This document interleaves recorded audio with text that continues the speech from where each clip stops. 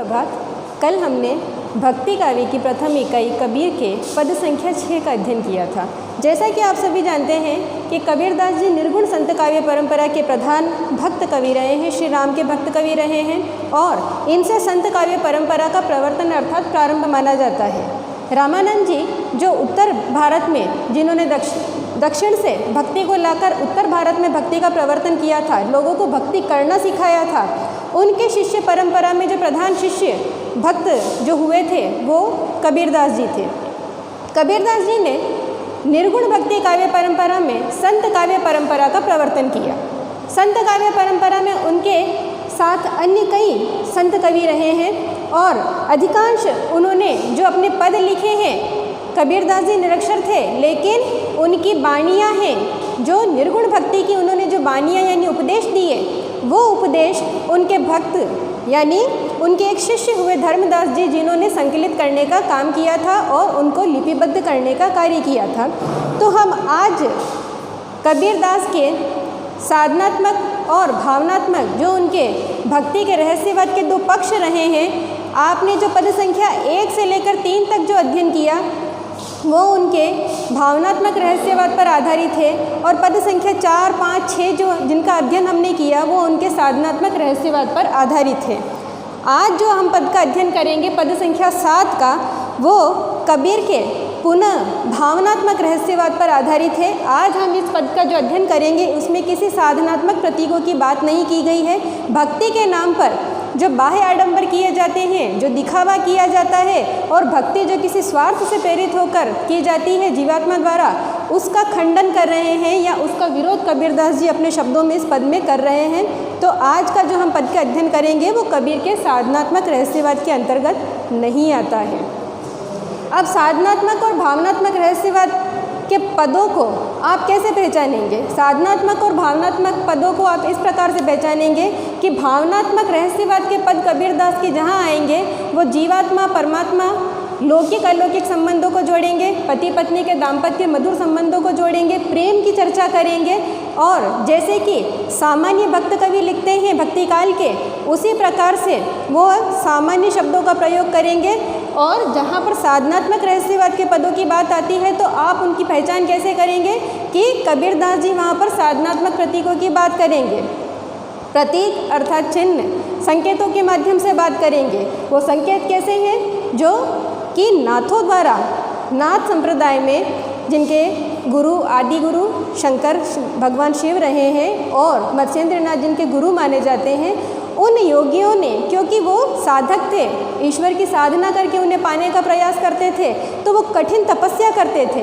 उन तपस्या में शरीर की अंदरूनी नाड़ियों को वो नियंत्रित करने का प्रयास करते थे। ईड़ा पिंगला सुषुम्ना जिनका आधार स्तंभ आपका मेरुदंड माना गया है, उन नाड़ियों को व्यवस्थित करने का कार्य करते थे कि इन पर जिनने नियंत्रण पा लिया वो व्यक्ति क्या होता है, सीधे ब्रह्म से आत्म साक्षात्कार कर लेता है। ब्रह्म कौन है? जैसा कि सगुण भक्ति में ईश्वर को माना गया है, भगवान राम और कृष्ण को आराध्य माना गया है, उसी प्रकार से निर्गुण भक्ति में ब्रह्म रूप में श्री राम को माना गया है।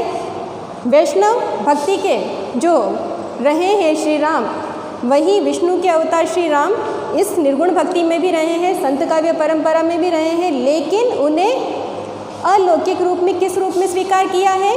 निर्गुण ब्रह्म के रूप में, निराकार, जिसका कोई आकार नहीं है, जिसको कोई जान नहीं सकता और जिसको कोई देख नहीं सकता, उस निर्गुण ब्रह्म की परिकल्पना ही है। क्योंकि जो दिखाई नहीं देता है उसको क्या कर सकता है? मानव सिर्फ कल्पित कर सकता है। क्योंकि कबीरदास जी इहलोक में उत्पन्न हुए थे। कबीरदास जी अपने आप में कोई परमात्मा नहीं थे, वो तो एक भक्त हुए थे श्री राम के। तो कबीरदास ने जो लिखा है अपने निर्गुण ब्रह्म की क्या की है? उन्होंने अपने काव्य में परिकल्पना की है कि मेरा निर्गुण ब्रह्म इस प्रकार का दिखता होगा। उन्होंने स्वयं उसे देखा नहीं था। तो आज हम जिस पद का अध्ययन करेंगे वो कबीर के भावनात्मक रहस्यवाद पर आधारित है और मूल रूप से जो कबीर के बारे में कहा जाता है कि कबीर कवि नहीं समाज सुधारक हुए। समाज सुधारक से आप क्या समझते हैं?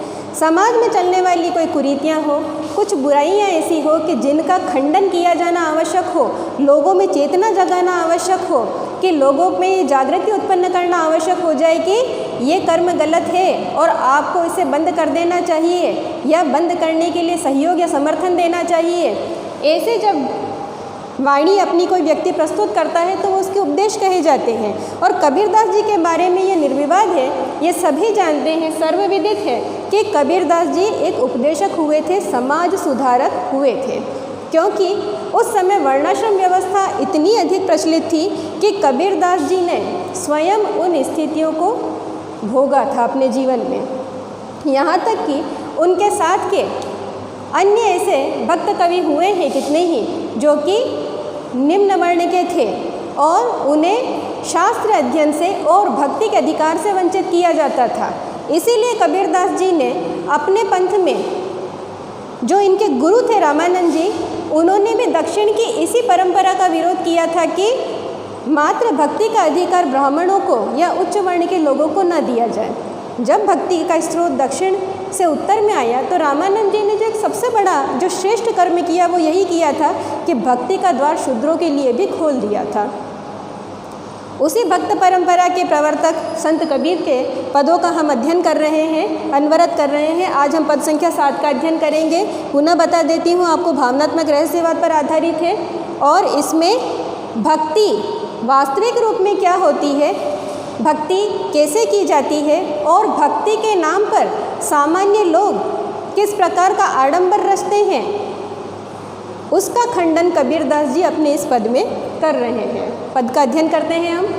चलन चलन सब कोई कहते हैं, ना जाने बैकुंठ कहाँ है।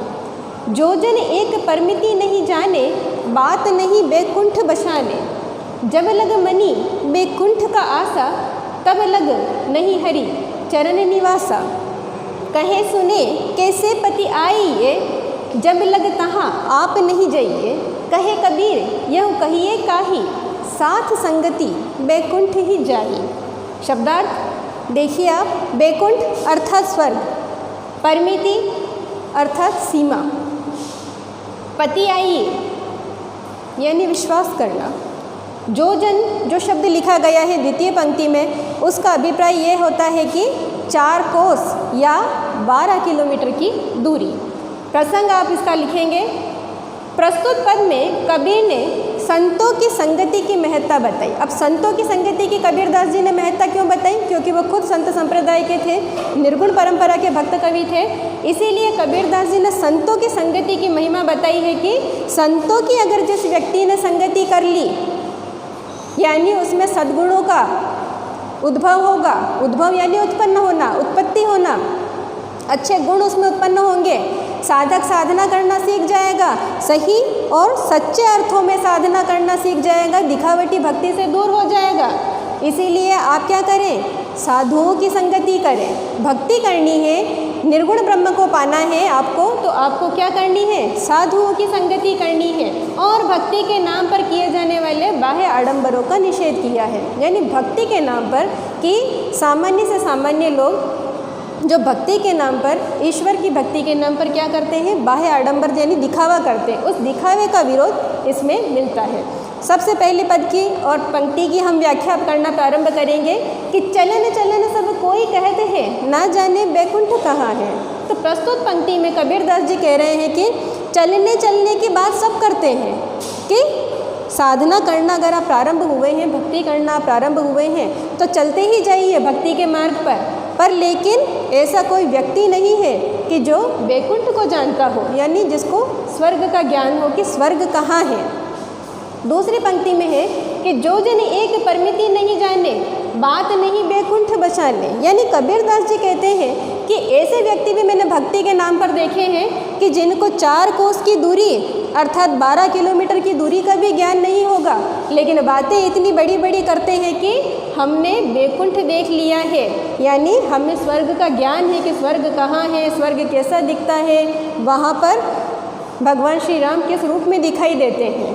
तो कबीरदास जी इन 2 पंक्तियों में ही ऐसे लोगों की भर्त्सना यानी निंदा कर रहे हैं कि धरती पर बैठा जीवित व्यक्ति कभी भी बैकुंठ के सीधे दर्शन नहीं कर सकता।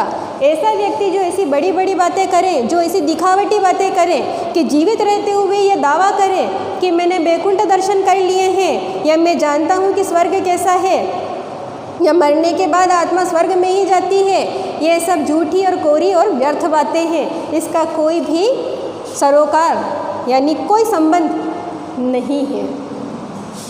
तीसरी पंक्ति में कबीरदास जी कहते हैं कि जब लग मनी बैकुंठ का आशा, यानी कबीरदास जी कहते हैं कि भक्ति करनी है तो निस्वार्थ भाव से करिए। मन में आप ये स्वार्थ और लालच मत लाइए कि ईश्वर की भक्ति करूँगा तो मुझे क्या होगा, मुझे स्वर्ग मिलेगा मृत्यु के बाद में। तो कबीर कहते हैं कि मन में बैकुंठ की आशा को त्याग दीजिए। जब लग नहीं हरि चरण निवासा, कबीरदास जी कहते हैं कि जिस मन में ये लालच और स्वार्थ उत्पन्न हो जाए कि मरने के बाद में मुझे किसकी प्राप्ति होगी, स्वर्ग की प्राप्ति होगी, मेरी आत्मा स्वर्ग में जाएगी, जिस व्यक्ति के मन में ये लालच के और ये स्वार्थ के भाव पनप गए वो कभी हरि को प्राप्त अर्थात ईश्वर को प्राप्त नहीं कर सकता है। कहे सुने कैसे पति आई, जब लग तहाँ आप नहीं जाइए। अब पति आए का मैंने आपको अभिप्राय बताया कि विश्वास करना। अब कबीरदास जी कह रहे हैं पुनः इन पंक्तियों में कि जो व्यक्ति ये बात करे कि मैंने जीवित रहते हुए वैकुंठ दर्शन कर लिए या मरने के बाद आत्मा वैकुंठ में ही जाती है यानी स्वर्ग में ही जाती है, तो कबीरदास जी कहते हैं कि मैं ऐसे झूठी बातें करने वाले झूठे व्यक्ति का भला क्यों विश्वास करूं। मैं ऐसे झूठे लोगों का कतई विश्वास नहीं करता जो बैठे बैठे कोरी व्यर्थ बातें करते हैं कि धरती पर रहकर हमने भगवान की भक्ति की तो किस उद्देश्य से की या किस स्वार्थ के निहित होकर की कि हमें मरने के बाद सीधे स्वर्ग की प्राप्ति होगी, हमारी आत्मा को मोक्ष की प्राप्ति हो जाएगी। जब लग तहाँ आप नहीं जाइए, यानी कबीरदास जी इस पंक्ति में पुनः कह रहे हैं कि जिस स्थान पर आप गए नहीं, आपने देखा नहीं, आपने वहाँ विचरण नहीं किया, तो आप कैसे कह सकते हैं कि वो स्थान दिखने में कैसा है। यानी आप जीवित रहकर, क्योंकि वैकुंठ जाना यानी स्वर्ग में आत्मा का जाना ये निर्धारित होता है आपकी मृत्यु के बाद, लेकिन आप तो मरे ही नहीं हैं, तो आपकी आत्मा स्वर्ग की यात्रा कैसे कर सकती है। और आप कैसे किसी को कह सकते हैं कि मैंने जीवित रहते हुए स्वर्ग को देख लिया और ईश्वर की भक्ति में इसी उद्देश्य से प्रेरित होकर कर रहा हूँ, इसी स्वार्थ से प्रेरित होकर कर रहा हूँ कि मुझे मोक्ष की प्राप्ति होगी। कहे कबीर यहू कहिए काही, साथ संगति वैकुंठ ही आई। यानी अंतिम पंक्ति में कबीरदास जी कह रहे हैं कि इन व्यर्थ बातों को, भक्ति के नाम पर किए जाने वाले बाह्य आडंबरों को मैं नहीं मानता कि कोई व्यक्ति सिर्फ भगवान की भक्ति करे और बैठा बैठा यह कह दे कि मेरी आत्मा को मरने के बाद मोक्ष की प्राप्ति हो जाएगी या सीधे स्वर्ग में मेरी आत्मा चली जाएगी। ऐसा कुछ नहीं होता है। आप स्वार्थ को छोड़कर ईश्वर की साधना करिए, ईश्वर की भक्ति करिए। ये निर्धारण ईश्वर करता है कि मृत्यु के बाद आपकी आत्मा कहाँ जाएगी। बैठे बैठे जीवित कोई व्यक्ति ये दावा नहीं कर सकता है कि मरने के बाद आत्मा स्वर्ग में ही जाएगी। तो कबीरदास जी अंतिम पंक्ति में यही कह रहे हैं कि वैकुंठ की झूठी बातें करने के बजाय और लोगों को झूठ में उलझाने के बजाय आप क्या करिए, इसके स्थान पर आप साधुओं की संगति करिए। यानी अंतिम पंक्ति में कबीरदास जी, जो मैंने आपको प्रसंग की पहली पंक्ति बताई कि प्रस्तुत पद में कबीर ने संतों की संगति अर्थात साथ, महत्ता यानी महत्व, यानी संतों के साथ का महत्व कबीर अपने पंथ के लोगों की चर्चा कर रहे हैं कि अंतिम पंक्ति में कि ईश्वर को पाना है या ईश्वर की साधना करनी है तो निस्वार्थ भाव से करिए, मन में किसी लोभ और लालच की उत्पत्ति मत करिए। ये मत सोचिए कि मरने के बाद मुझे वैकुंठ की प्राप्ति होगी, स्वर्ग की प्राप्ति होगी। आप सिर्फ क्या करिए, अच्छे लोगों की, संतों की शरण में रहिए, उनके साथ रहिए और भक्ति करना सही मायने में या सही अर्थों में उनसे सीखिए। वो जो आपको भक्ति सिखाएंगे वही आपको निर्गुण ब्रह्म का आत्म साक्षात्कार आपकी आत्मा में कराने में सक्षम या समर्थ हैं। तो इस पद में आज हमने पढ़ा कि भक्ति के नाम पर बाह्य आडंबर ना करें और आप किसकी संगत करें, संतों की संगति करें, यानी अच्छे व्यक्तियों की, सद्गुण वाले या सद्वृत्तियों वाले लोगों की संगति करें और भक्ति के नाम पर किए जाने वाले दिखावे छलावे में ना आए। मन में भक्ति के नाम पर यह स्वार्थ न रखें कि मैं ईश्वर की साधना या आराधना कर रहा हूँ तो मुझे भगवान इसका कुछ लाभ देगा। आज के पद में इतना ही। कल हम पद संख्या 8 का अध्ययन करेंगे। धन्यवाद।